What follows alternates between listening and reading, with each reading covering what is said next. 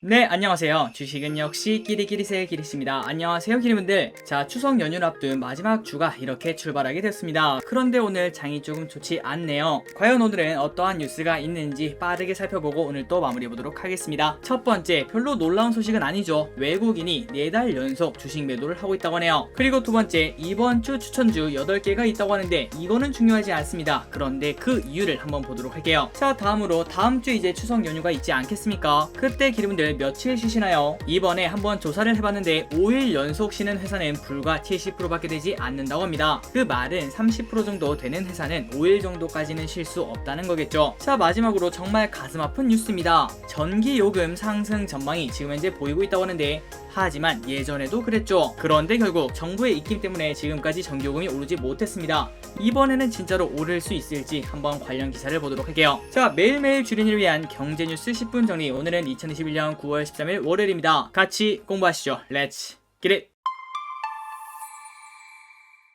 자, 오늘의 경제 뉴스를 확인해 보도록 하겠습니다. 그리고 들어가기 앞서 좋아요를 누르시면 저 기리색에 매우 큰 힘이 됩니다. 정말 감사합니다. 첫 번째, 외국인 국내에서 넉 달 연속 주식을 팔고 있다고 하네요. 그런데 이거는 뭐 그렇게 놀라운 소식이 아닙니다. 사실상 1년 넘게 연속으로 팔고 있다고 해도 그런갑다 이렇게 볼 수 있을 것 같은데요. 어쨌든 정확한 숫자로 보자면 넉 달 연속 지금 현재 팔고 있다고 하네요. 그리고 8월에만 7.8조나 매도를 했다고 합니다. 그리고 이 부분이 정말 흥미로웠습니다. 외국인들이 이렇게 많이 팔고 있는 건 좋은데 혹시 기리분들 지금 현재 외국인이 우리나라 주식을 얼마치나 들고 있을까요? 그리고 저 기리 또 그 부분이 내심 정말 궁금했었는데 이 기사에 정답이 있었습니다. 외국인의 국내 주식 보유 잔액은 무려 797조 8,900억이나 있다고 하네요. 그러니까 지금 같은 경우에 정말 많이 매도를 했는데 한 달에 한 7조 원 정도를 매도하지 않겠습니까? 그런데 지금 현재 외국인이 들고 있는 시가총액이 무려 800조 가까이 된다고 합니다. 그 말을 다시 말하자면 하루에 7조씩 팔아도 거의 100일 넘게 팔 수 있다는 거겠죠. 그리고 이 금액을 비중으로 바꿨을 때는 28.9% 그러니까 30% 정도가 된다고 합니다. 다음입니다. 이번 주 추천주. 매주 일요일마다 이러한 뉴스가 뜨죠. 각 증권사마다 이번 주에는 이런 주식이 좋지 않을까 그러한 얘기를 한다고 하는데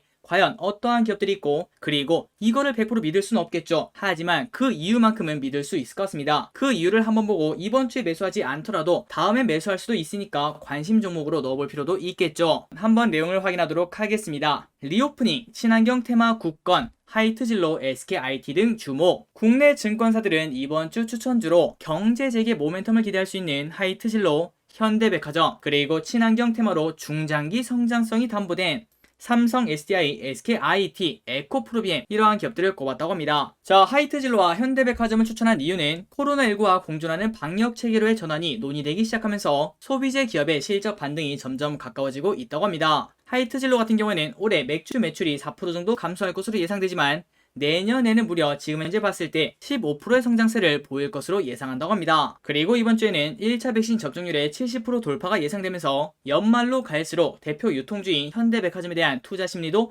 되살아날 것이라고 보인다고 하네요. 그리고 뭔가 말하기 조금 쑥스럽긴 하지만 저 길이 또 오늘 백신을 맞고 왔습니다. 일단 지금까지는 아무런 증세가 없는 것 같고요. 그리고 팔 저림이나 그런 것도 없는 것 같아요. 혹시나 기리분들이 이 영상을 끝까지 보시다가 저 기리씨 갑자기 말을 하지 않는다면 119에 신고를 해주시면 정말 감사하겠습니다. 자, 계속 보도록 하겠습니다. 유안타증권은 삼성 SDI, 크래프톤을 밀고 있다고 합니다. 삼성 SDI는 연내 약 4조 원 규모의 미국 증설 투자가 구체화될 것으로 보이며 그리고 크래프톤은 신작 게임 뉴스테이트의 사전 예약자 수가 2,700만 명을 돌파해 기존 대작들의 기록을 크게 웃돌고 있다고 합니다. 그리고 뉴스테이트가 다음 달에 출시되니까 그 기대감이 있을 것이다. 이러한 예상을 지금 현재 하고 있다고 하네요. 그리고 다음은 SKIT, 코오롱인 더 유니드에 주목을 하라고 합니다. 첫 번째 SKIT는 고품질 분리막 시장 점유율 1위로 차별화된 성장성을 보유하고 있으며 공격적인 증설을 진행 중인 SK이노베이션에 대한 공급도 확대될 것으로 점쳐진다고 합니다. 다음으로 코오롱인더는 자동차 수요 회복으로 타이어 코드 가격이 강세를 보이고 지난번에 같이 공부했던 기업이네요. 그리고 친환경 소재 사업에도 새로 투자한다는 점도 긍정적이라고 하네요. 마지막으로 유니드는 탄소 포집의 핵심 소재로 탄산칼륨이 부각되면서 사업 능력이 재조명되고 있다고 합니다. 그래서 이러한 이유를 바탕으로 올해 역대 최대 실적을 쓸 것으로 예상되며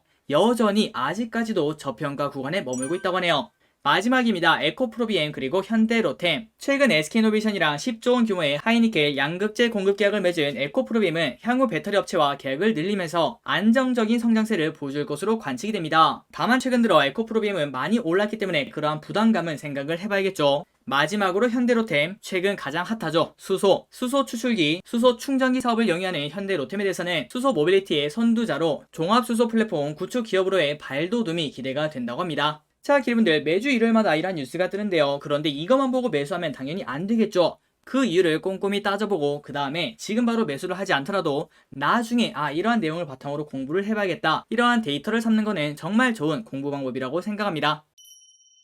자, 오늘 또 빠지고 있습니다. 카카오. 그런데 지난주 카카오 하락에 개미가 1조 원이나 풀매수를 했다고 하네요. 그래서 증권가 시각이 어떤지 한번 쭉 보고 넘어가도록 하겠습니다. 카카오가 규제 이슈로 5거래일 동안 17%가량 하락하는 동안 개인 투자자는 무려 1조 원이나 매수를 했습니다. 그러다 보니 외국인이랑 정반대 포지션을 지금 현재 만들고 있습니다. 외국인과 기관은 열심히 매도를 해서 1조 원 넘게 매도를 했는데 개인 투자자는 그동안 1조 원 넘게 매수를 했기 때문이죠. 그리고 카카오가 17% 정도 하락하는 동안 네이버 또한 한 10% 정도 하락을 했다고 합니다. 이렇게 하락한 이유는 금융당국 그리고 여권으로부터 온라인 금융 플랫폼에 대한 규제가 언급되며 영향을 받은 것으로 풀이가 된다고 하네요. 이 부분은 다 알고 계실 거라고 생각합니다. 그래서 결론이 뭐냐, 그걸 봤더니 우선 증권가에서는 빅테크 규제 리스크에 대한 과도한 우려에 대해서 경계할 필요가 있다고 분석했다. 뭔가 말을 조금 꼬아놓긴 했지만 지금 현재 우리가 하는 우려는 너무 과도하다, 이렇게 말하는 거겠죠. 또한 이러한 시각을 포함해 주가의 낙폭도 크게 나타났기에 주가 회복을 기대해볼 수 있다는 시각도 나왔다고 합니다. 그런데 오늘 지금까지는 5% 정도 하락을 하고 있습니다. 어쨌든 계속 이어서 보자면은 현대차 증권에서는 규제가 금융업 바깥 영역까지 확대될지는 알 수 없지만 현재 주어진 조건만 보자면은 단기 낙폭이 너무나 컸다고 합니다.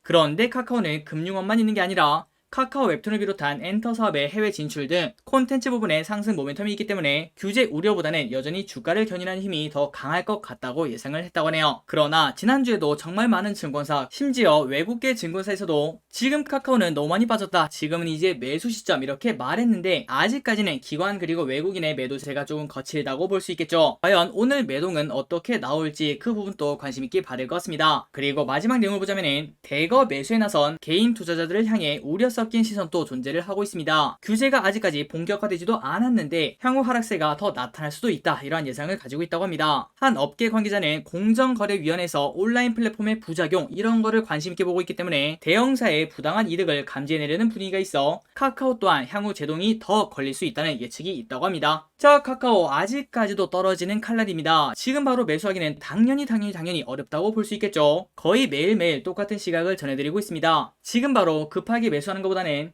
조금 더 시간을 두고 천천히 본 다음에 거래량이 줄어들고 이렇게 떨어진 이유인 외국인의 기관이 매도세가 잠잠해지고 슬금슬금 매수가 들어올 때 그때부터 철저한 분할 매수가 어떻겠나, 이러한 시각을 말씀드리고 싶습니다. 그리고 추가적으로 하나만 더 보자면은 한이킬이, 그런데 내가 지금 옛날부터 이미 들고 있었는데 벌써 마이너스 20%가 넘었어, 이거 어떻게? 여기에 대한 정답은 당연히 없다는 거 기리분들이 알고 계실 거라고 생각합니다. 그런데 만약에 저 기리씨 너무나 바빠서 계좌를 확인하지 못하다가 어느 순간 봤는데 마이너스 20%가 되었다, 그렇다면 우리가 이 카카오를 매수한 이유가 있지 않겠습니까? 그 이유를 한번 생각을 해볼 것 같습니다. 우리가 단순히 뭐 카카오니까 오르겠지 뭐, 이렇게 매수하신 분은 그렇게 많지 않다고 생각해요. 우리가 맨날 카카오톡을 사용하고 카카오뱅크를 사용하고 그리고 이런 식의 흐름은 앞으로도 지속적으로 계속 될 거기 때문에 그러한 시각을 바탕으로 미래 성장성을 보고 매수를 했다라고 생각을 해볼 수 있습니다. 그렇기 때문에 이미 20%가 넘게 떨어진 상황에서 지금 이제 손절 타이밍을 잡기는 조금은 너무 늦지 않았나, 이렇게 볼 수 있겠네요. 물론 여기서부터 더 떨어질 수도 있겠지만 결국은 시간이 지나면 우리가 카카오를 공부한 이유가 딱 그거 아니겠습니까? 결국은 성장할 것이다. 그 말을 다시 말하자면 결국 주가는 또 올라가 있을 겁니다.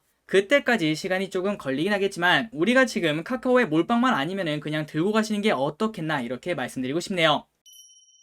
다음 뉴스입니다. 제네시스 SUV 글로벌 판매 10만 대 돌파. GV80이 출시한 지 1년 반밖에 되지 않았다고 합니다. 그런데 벌써 10만 대를 판매를 했다고 하네요. 자, 현대차에 따르면은 제네시스 SUV 모델 GV80과 GV70이 출시 이후 올해 7월까지 국내외에서 10만 7,700대가 팔렸다고 합니다. 그리고 정확하게 보자면 국내에서는 7만 5천 대가 팔렸고요. 해외에서는 3만 3천 대가 팔렸다고 하네요. 그리고 차종을 보자면 GV80이 7만 2천 대가 팔렸고 GV70은 3만 5천 대가 팔렸는데, 하지만 GV70은 올해 1월부터 판매가 됐기 때문에 같은 기간을 보자면 GV80보다 GV70이 더 많이 팔렸다고 합니다. 그리고 GV80은 올해 3월 미국 고속도로 안전보험협회 충돌평가에서 가장 안전한 차량에 부여되는 톱 세이프티 픽 플러스에 선정된 바 있다고 합니다. 올해 초였던가요? 타이거 우즈가 타고 이렇게 낭떠러지로 떨어진 게 GV80이었죠. 그런데 그 사고에서 GV80이 멀쩡했기 때문에 GV80의 안정성은 지금 현재 검증을 받고 있는 듯합니다. 다음입니다. 기리분들은 5일 동안 다 쉬시나요? 추석 휴무 기업 10곳 중 7곳에서만 5일 연휴를 가진다고 하네요. 참고로 3일 이하는 7.5%, 4일은 7.1%,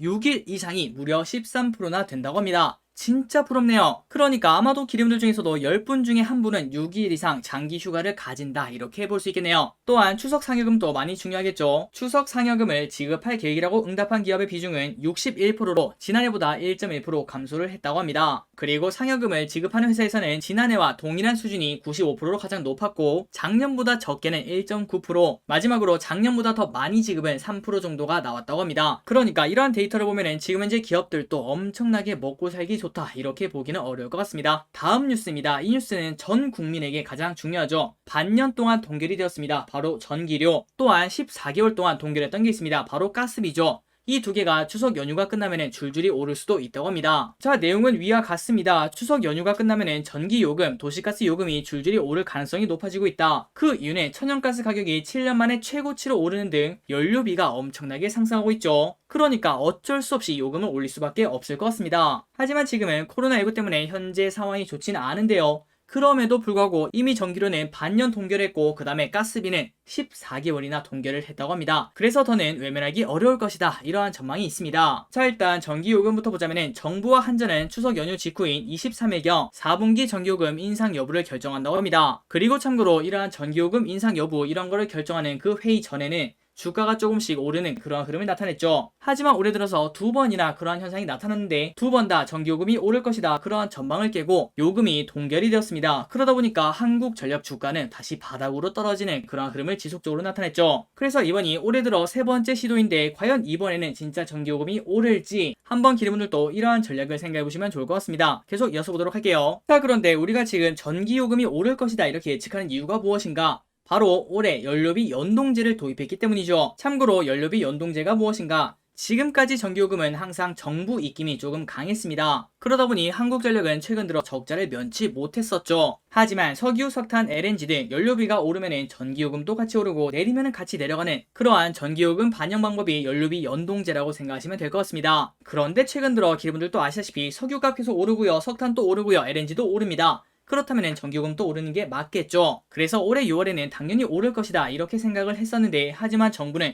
고물가와 코로나19 상황을 고려해 그간 요금을 올리지 않기로 했습니다. 그러다 보니 아까 말씀드렸다시피 한국전력이 쭉 올라가다가 흐앙하고 바로 떨어졌던 경험이 있습니다. 그리고 그 제도전을 23일경에 한 번 더 진행할 예정이라고 합니다. 자, 최근 한국전력의 차트를 보시면은 계속 흘러내리고 있는데 이런 생각을 해볼 수 있습니다. 그런데 이러한 뉴스에 힘입어 오늘 주가는 이렇게 오르는 걸 우리가 쉽게 확인할 수 있습니다. 하지만 윗꼬리를 길게 달았죠. 그 이유가 뭘까요? 바로 두 번 속지 세 번 속냐 이거라고 볼 수 있습니다. 그래서 지금 이제 전기요금이 오를 것이다 아니면 내릴 것이다 이렇게 양측으로 갈려 있는데요. 오른다라고 생각하는 거는 두 번 미뤘으면 됐지 세 번째는 올릴 거야 이렇게 누가 봐도 당연한 이유를 볼 수 있죠. 하지만 그 반대 입장은 아직도 지금 코로나가 날리고 그리고 플러스 내년 초가 대선이야 대선 전에 요금을 올리겠어? 아마도 안 올릴걸 이러한 시각이 있는 걸 확인할 수 있습니다. 자, 기름분들의 생각은 어떠신가요? 전기요금이 오를 것 같나요? 그렇다면 한국전력 한 번쯤 담아봐도 괜찮을 것 같고요. 그리고 발표를 하지 않더라도 그 전까지 혹시나 주가가 오른다면 그때까지의 성과를 차익 실현하는 그러한 방법을 쓸 수도 있겠죠. 한번 기름분들도 이 부분에 대해서 고민을 해보시기 바랍니다. 자, 지금부터는 뉴스 4가지만 보고 빠르게 끝내보도록 하겠습니다. 첫 번째, 하나투어 위드 코로나 대비한다. 10월부터 전 직원 정상 출근할 예정이라고 하네요. 지금까지는 하나투어 비상 경영 체제였습니다. 그런데 다음 달부터는 전 직원이 정상 근무를 한다고 합니다. 그 이유가 뭘까요? 바로 코로나19로 인한 불확실성은 아직까지 있지만 이제부터는 위드 코로나를 대비해야 된다 이러한 시각이 있다고 합니다. 자, 그래서 하나투어 최근 들어 쭉 오르다가 살짝 조정을 받고 있습니다. 여기서 만약에 조금 더 떨어지면 떨어질수록 이거 위드 코로나 어차피 올 거고 하나투어는 또 오르지 않을까 이런 생각을 해볼 수 있겠네요. 한번 기대분들도 하나투어를 비롯해서 여행에 관련된 기업들 공부해보시기 바랍니다. 다음입니다. 미국 연준 11월부터 테이퍼링 시작 준비, 내년 금리 올릴 수도 이런 뉴스가 나왔습니다. 바로 월스트리트 저널에서 보도를 했는데요. 월스트리트 저널은 연준이 오는 21일, 22일 FOMC 회의에서는 테이퍼링 개시를 시사하지 않을 것으로 보인다. 하지만 11월 달에 열리는 다음 FOMC에서는 테이퍼링을 시작할 가능성이 있다는 신호를 보낼 수 있다, 이렇게 봤다고 하네요. 그런데 우리가 지난번에 같이 봤습니다. 야, 고용 쇼크가 이렇게 오면은 테이퍼링 미뤄지는 거 아니었어? 하지만 테이퍼링까지 미룰 필요는 없다고 연준이 판단했을 것이라는 진단이 나온다고 합니다. 그리고 제롬 파월 연준 의장은 이렇게 말했다고 하네요. 경제가 예상대로 광범위하게 발전한다면 올해 자산 매입 속도를 줄이는 것이 적절할 수 있다고 본다, 이렇게 말했습니다. 이 외에도 로버트 카플란 댈러스 연인 총재 등 연준 내 매파 위원들은 한 목소리로 델타 변이가 지난달 고용을 둔화시켰을지는 잘 모르겠지만 한 달 말고 올해를 봤을 때 전반적인 고용 증가 경로는 견고하다, 이렇게 주장을 한다고 합니다. 그렇다면 우리 테이퍼링 때문에 주가 떨어지는가 이렇게 고민할 수 있겠지만, 하지만 이미 테이퍼링은 너무나 많이 쓴 카드, 그러니까 심장 마사지를 정말 많이 했기 때문에 이러한 뉴스 때문에 주가가 큰 폭으로 빠질 일은 거의 없다라고 생각하시면 될 것 같습니다. 만약에 FOMC 회의가 끝나고 주가가 갑자기 큰 폭으로 떨어진다면 테이퍼링 때문이 아니라 금리 상승, 이것 때문이라고 볼 수 있겠죠. 그러니 기분들 이제부터는 테이퍼링 그렇게 크게는 신경 쓰지 않으셔도 될 것 같습니다. 자, 오늘의 리포트 두 개를 확인하러 가도록 하겠습니다. 3강 M&T 해상풍력 성장 기대, 기업가치 과소평가. 유진투자증권은 해상풍력 하부 구조물을 생산하는 업체인 3강 M&T의 강점을 대체할 회사를 찾기 어려울 것이라고 분석을 했습니다. 해상풍력의 성장성과 하부 구조물의 중요도를 감안하면 3강 M&T 가치가 과소평가되고 있다는 판단이라고 하네요. 그래서 투자 의견 당연히 매수, 목표 주가 3만원을 유지했습니다. 그리고 지금 현재 3강 M&T는 2만원 정도에서 왔다 갔다 하고 있다고 하네요. 최근 해상풍력을 도입하는 국가들이 지속적으로 확대되고 있습니다. 특히 아시아 지역이 이를 주도하고 있는데요. 이미 대만은 아시아 해상풍력의 중심이 된 데 이어 일본이 작은 단지부터 건설에 들어갔다는 설명이라고 합니다. 그리고 앞으로는 해상풍력 하부 구조물 공급 부족에 시달릴 것으로 전망했는데요. 참고로 3강 M&T는 해상풍력 하부 구조물에 강점이 있습니다. 계속 내용을 확인하도록 할게요. 3강 M&T가 공급 가능한 국가 중 해상풍력 계획이 확정된 곳은 대만, 일본, 대한민국이 있는데 베트남에서는 조금 멀죠. 2030년에 5기가와트, 그리고 2045년에는 21기가와트 계획을 추진 중이고, 호주는 관련 법안 도입으로 그동안 진행된 25기가와트 해상풍력 파이프라인의 건설이 본격화될 것이라고 내다봤다. 특히 3강 M&T의 강점을 대체할 회사를 찾기 어렵다는 것이 한 연구원의 평가인데요. 그는 해상풍력 시장이 본격 성장 국면에 진입하고 있지만 하부 구조물의 대량 생산 체제는 갖춰져 있지 않다며 제조 기술을 보유한 업체 수가 제한적이고 대규모 생산 설비까지 갖춘 업체는 더욱 부족하다고 말했습니다. 그러니까 이러한 이유 때문에 3박자를 갖춘 3강 M&T가 글로벌 업체로 도약한 이유라고 말을 했다고 합니다. 자, 3강 M&T 주봉을 한번 보도록 하겠습니다. 최근 1년 차트죠. 그런데 이때까지 재미없는 파도가 치는 박스권 안에 갇혀 있었습니다. 과연 지금 슬금슬금 오르고 있는데 23,600원 그 고점을 뚫고 다시 올라갈 수 있을지 한번 기대분들도 공부를 해보시면 좋을 것 같습니다. 마지막입니다. 자, 우리나라 아파트 브랜드 파워 1위가 어디죠? 바로 자이죠. 그리고 그 자이랑 관련된 자이 S&D에 오는 4분기 실적이 우량한 펀더멘탈과 공사 성수기에 힘입어 호조를 나타낼 것으로 보인다고 합니다. 다만 단기적 모멘텀이 부족하기 때문에 연말까지는 좀 기다려야 되지 않겠나, 이러한 시각을 가지고 있다고 하네요. 자, 이베스트는 자이 S&D에 투자 의견 매수를 유지했습니다. 그런데 목표 주가는 소량 낮췄다고 하네요. 원래는 16,500원이었는데 14,000원으로 하향 조정을 했습니다. 그리고 참고로 지금 현재 가격은 만원 이하인 9,600원, 여기서 왔다 갔다 하고 있다고 하네요. 자, 목표 주가가 이렇게 하향을 했는데요. 그 이유가 무엇인가? 단기 모멘텀이 조금 많이 부족하다고 합니다. 자, 최근 들어 건설 섹터가 좋지 않은데요. 그 이유는 지난해 연말부터 이어진 정치적 재료를 지나면서 주가 상승 피로감과 단기 모멘텀 소강 구간에 들었었다고 설명했습니다. 하지만 여전히 펀더멘탈은 우려한 것으로 확인됐다. 오는 4분기는 호실적을 나타낼 것으로 관측이 되며 매출 기여가 가장 큰 홈 네트워크 등 부가 서비스를 제공하는 HI 부분은 GS건설의 4분기 입주 영향을 받을 것으로 보인다고 합니다. 그리고 4분기도 주택공사 성수기에 따라 매출이 성장할 것이라며 3분기에는 4분기의 실적과 함께 내년 대선에 따른 건설시장 규제 완화 기대감으로 주가 탄력성도 기대가 된다고 하네요. 자, 자이 S&D 최근 들어 주가가 계속 지속적으로 떨어지고 있고 그 다음에 파란색이 많죠. 그만큼 힘이 없다는 소리입니다. 그러니까 위에서 보시다시피 자이 S&D 한번 관심이 있다면 공부를 미리 해보시고요. 지금 바로 매수를 하는 것보다는 4분기까지는 기다려보는 게 어떻겠나, 이러한 시각을 가질 수 있겠네요. 자, 기분들도 한번 시간 내서 자이 S&D 공부해보시기 바랍니다. 여기까지 경제 뉴스가 끝났습니다. 오늘 또 같이 공부해주셔서 진심으로 감사드리고 내일 또 재밌는 경제 뉴스로 돌아오도록 할게요. 지금까지 기리셨습니다. 빠이용!